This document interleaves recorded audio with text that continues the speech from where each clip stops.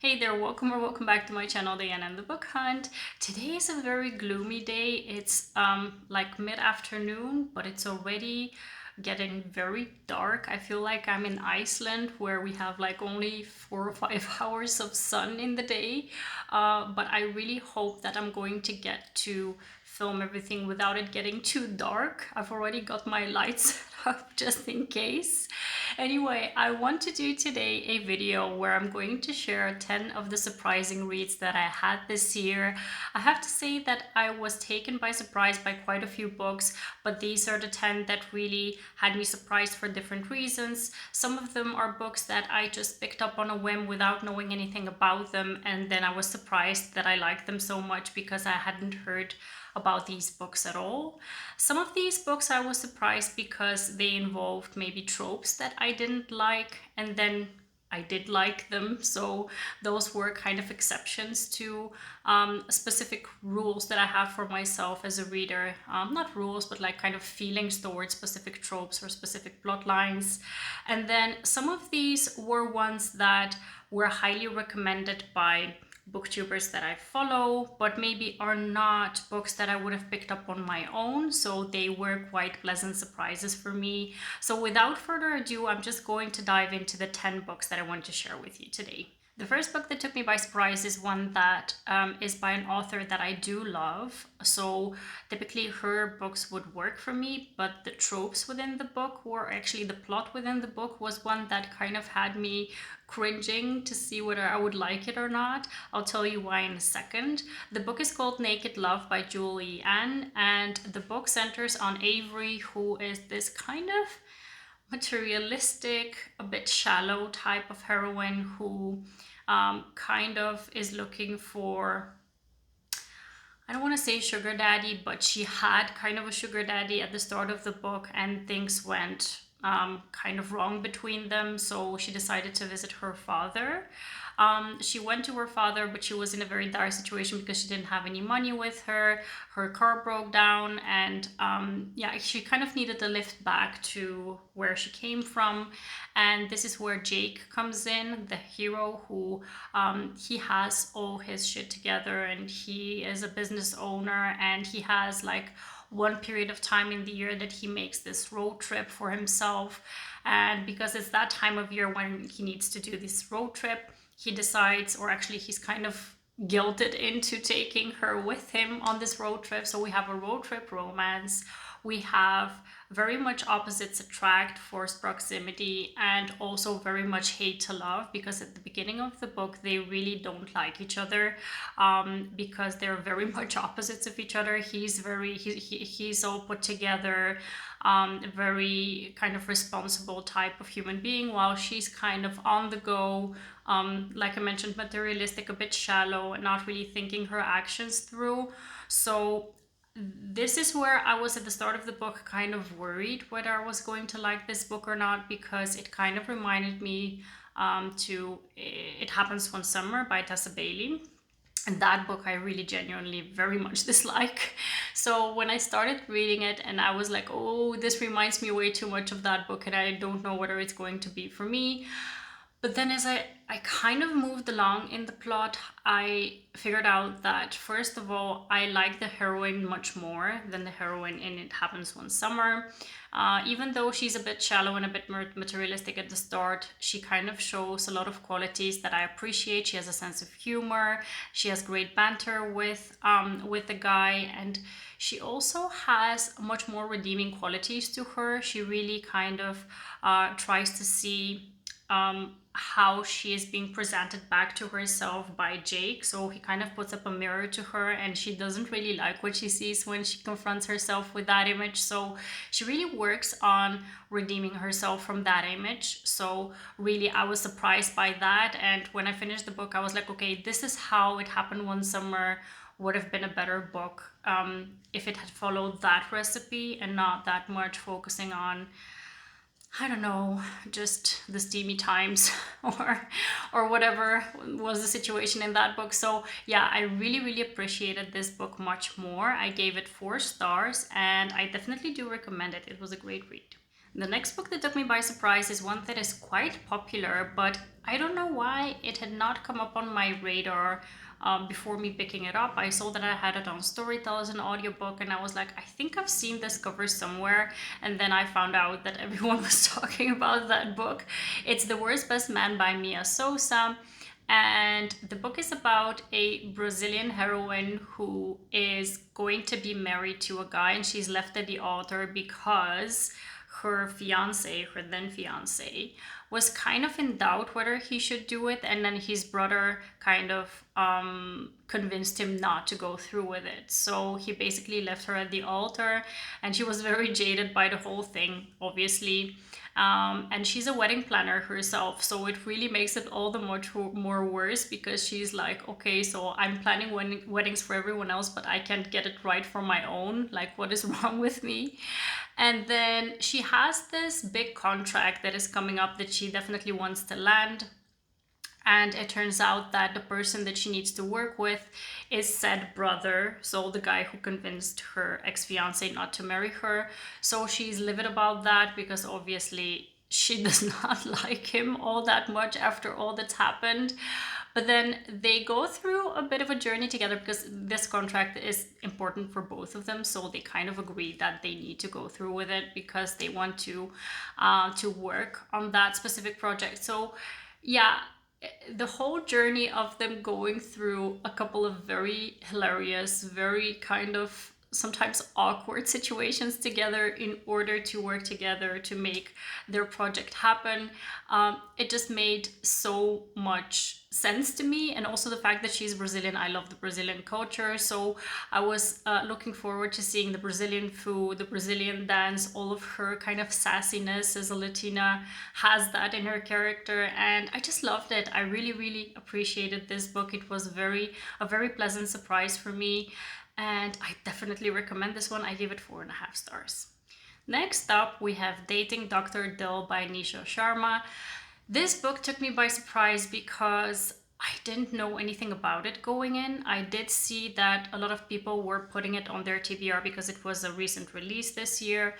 And I was like, okay, I want to read this. I had it on audio again, so I was like, okay, let me pick this up. And I really, really liked it. The book centers on the main heroine, who very much is waiting for like the love of her life to sweep her off her feet and then to commence her happily ever after, while the hero is someone who just does not believe in love. And the interesting thing about the story is that they first meet each other at this bar and they hit it off right away, and they actually go to some kind of back room, storage room or something, and they start making out. But then he gets a call and he kind of leaves her hanging there. So she kind of is so pissed off about the whole situation because she felt like she was left hanging, which obviously was the fact. And then what happens is that it turns out that he's a doctor, a very famous doctor who has this TV show that he does. And her sister is going to be on that show for some reason, so she accompanies her without knowing that he's going to be there. And she makes like a fool out of him on national TV. So yeah, it's a very interesting story how it starts, but then it continues on because she has a specific problem within the story that she needs to resolve. He has a problem as well, and for their mutual benefit, eventually they start to fake date. Or actually they have a fake engagement even. So it's a very interesting story. It started off with a lot of awkward situations, which kind of left me feeling like I want to know more, like how is this going to get resolved?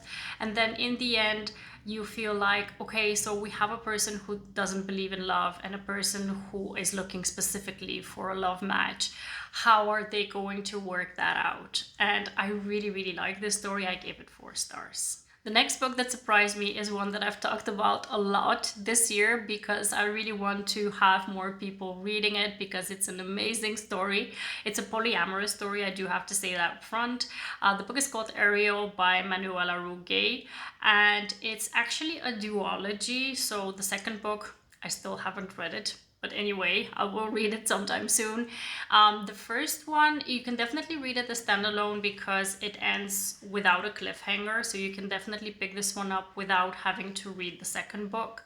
And then this one follows a woman who wants to be a part of a circus production in Canada. She's from France, so she needs to relocate from France to Canada. And there she has two roommates with which she starts a relationship. But she actually also has a boyfriend in France who moves for her to Canada at a specific point in the book.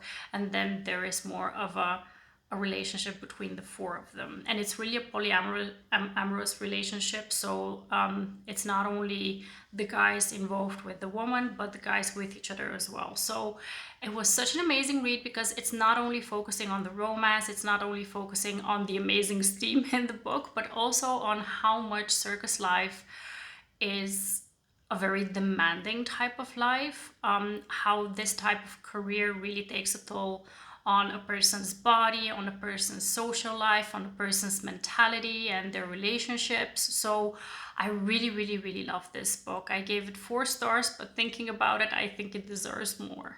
The next book was one that I actually, again, knew nothing about when I picked it up. I just saw the cover and I found it stunning. So I was like, okay, I want to try this out and see what it's about. It turned out to be a young adult story that had me kind of on the edge of my seat and wanting to keep on reading. I just could not put that book down. The book is called Some Mistakes Were Made by Kristin Dwyer. And the book centers on the main character, Alice, and her kind of lifelong friendship with a boy called Easton. She she has been friends with him basically her whole life, but then we find out that something happened between them. There's some kind of a rift between them. So it's kind of a friends to enemies to lovers situation within the book. It's a very angsty, very thought-provoking, and also very emotional read. I did not expect it off of this book. And there is very much a lot of feeling towards the main character of how she has a relationship not only with the boy but also with his family. So yeah, it was a very interesting read, very surprising for me, probably one of the best young adult books that I picked up this year, and I definitely recommend it. I gave it 5 stars. So the next story is one that I've talked about a few times already this year because I really genuinely liked it. It's a book that is a debut novel by this author, and I really hope that more people will pick it up. It's by Natalie, Cana, and it's called A Proposal They Can't Refuse. The story centers on 2 families actually. So we have the grandfathers of the hero and the heroine who were best friends, and they purchased this property where they kind of split it up. Half of it became a whiskey distillery because one family is Irish, while the other part of the property became a Puerto Rican restaurant because the other part of the family is Puerto Rican. So they were kind of intertwined, their families. And the hero and the heroine within the book, so they're the grandchildren essentially, they were friends as children, but they kind of drifted apart as adults, so they don't really have too much in common, at least at the beginning of the story. And their grandfathers think of a scheme, kind of an extortion scheme, if you ask me, where they ask them to get engaged, otherwise they're going to sell the property, so both their families will lose their livelihood, and they agree. So they have a fake dating engagement kind of situation going on, and in the meantime they have projects for each other to kind of help their businesses grow. I really was pleasantly surprised by this book. I love the 2 characters, but I actually love the grandfathers more, I think, because they were amazing, both of them. And I just was left feeling with a full heart at the end of the book. I was just really genuinely in love with the story and with the characters. So yeah, I gave it 4 stars. I definitely think it deserves to be picked up more. So if you haven't read it yet, please do. The next book I've talked about a lot as well. It's You Made a Fool of Death with Your Beauty by Akwaeke Emezi. This book, I saw the stunning cover of it and I was like, I need to read this book. And I was so happy to see that it was actually nominated for a Goodreads Choice Award because it definitely deserves recognition. It's an age gap romance where we have the heroine who has gone through a very big loss in her life at the beginning of the book, and she's kind of very lost and dealing with a lot of grief. And she has this suitor, this guy who is very much interested in her, who invites her to go to Barbados with him. She's an artist, and he's like, you can do your art there, and you can meet some kind of a museum curator who can help you with your work. She agrees, and then she goes to Barbados and meets his dad. So the romance is between herself and his dad. It's such an interesting and very surprising read because I really did not know that the story would go in that direction. And there were so many conversations within that book where I was like, they are talking about the real deal here. I mean, they're talking about grief in such a raw way because both the heroine and the hero have lost someone within their life. And there were some in-depth conversations, but the romance was also very striking and the spice was on point. So yeah, I really, really genuinely enjoyed this book. I definitely recommend it. The next book I think has come up on quite a few booktubers' surprising lists, I think, because I think it's a traditionally published book, but it was one that was very much a surprise to everyone because it was really good.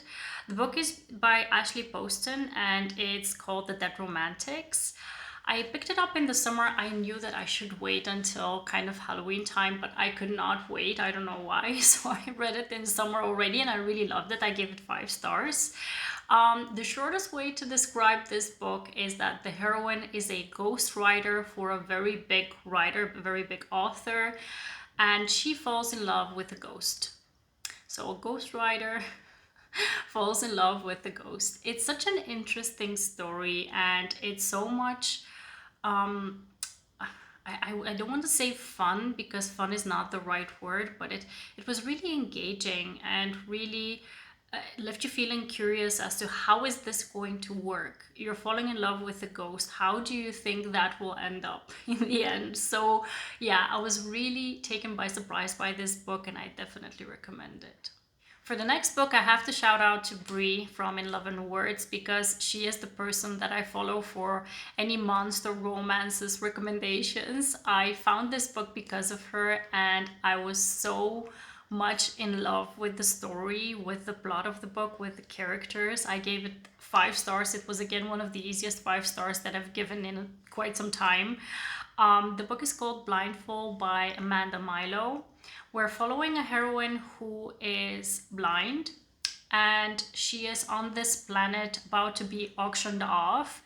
And then there is this alien who he purchases her as a gift, as a wedding gift, kind of to have her wed someone from this alien planet. And this is where she ends up with this alien guy in his home. He's a farmer, and the most beautiful thing about this book is that she has a dog who is her service animal, her support animal, and just the relationship between the 3 of them is so amazing. The fact that he kind of lets her be herself without taking into account like, okay, she's blind so she's not going to be able to do a lot of things. No, he was like, she's a person, she can do anything that we can do, but she needs to have the proper maybe equipment or circumstances or the proper help if needed. But he was just in the right kind of mindset. I really love that because people who have some kind of a disability do not need to have the world showing them that they're disabled. They need to have the proper type of support, maybe asking the proper questions. It's really, how do you feel about this? Would you like to do this? And not, can you do this? Because I think that everyone can do anything basically, but with the right mindset, equipment, emotional support, even physical support at times. And this is really what got me. This hero, he was the best type of hero. He was a cinnamon roll, but also the type of person who was just there for the heroine in the right way. And yeah, I just really love this story and I definitely recommend it if you're interested in an alien romance. And the last surprising read is one that I picked up because of Rachel from Rachel Reads and Sings. I saw this book in one of her recommendation videos, and then I saw that I had it on audio, so I was like, okay, I'm going to pick this up because it sounds really good, and it really was good. I give it 5 stars. The book is called The Weight of It All by N.R. Walker. It's a male-male romance between a guy who has ended his relationship, his long-term relationship, and he kind of has a lot of self-image issues. He has gained weight and he does not feel comfortable in his own skin.